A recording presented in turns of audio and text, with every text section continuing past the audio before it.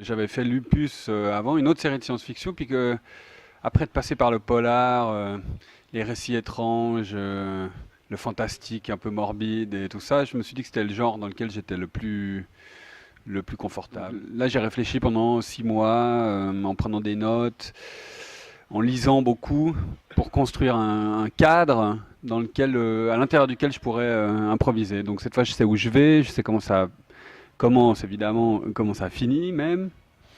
Et entre les deux, je fais des détours.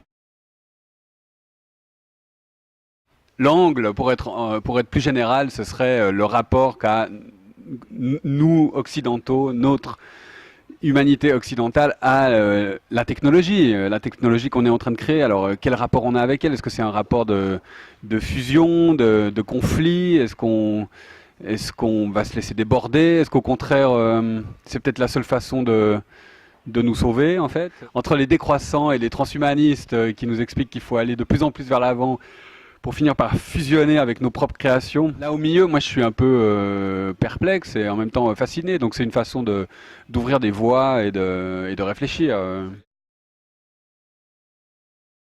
Il se retrouve sur cette planète au milieu du projet AAMA, qui est en fait un concentré de technologie absolue. C'est peut-être le point, le moment où l'homme réussit à mettre au point la technologie qui réussit à singer la nature, voire à la surpasser, quoi.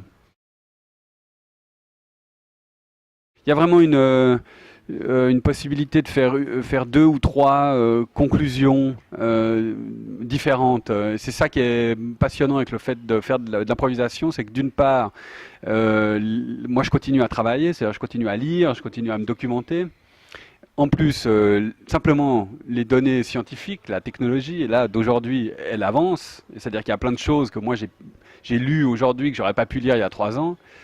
Et puis peut-être le plus intéressant, c'est mes humeurs, c'est-à-dire c'est mon rapport à tout ça. Qui est toujours ambivalent entre l'euphorie, la fascination et le désespoir total. Suivant les moments, tout ça vient nourrir le récit. Alors c'est ça qui est intéressant, c'est que là, aujourd'hui, je ne sais pas exactement sur quelle note finale je vais finir. Bon, alors en fait, le premier volume commence par une fin intermédiaire sur laquelle je vais être obligé de retomber à un moment. Donc je sais fatalement, voilà, il y a un point auquel je vais pas pouvoir échapper. Et ensuite, il faut véritablement conclure le récit après cette fin intermédiaire. Je pense que 5 volumes sur les formats que j'ai maintenant, ce sera bien.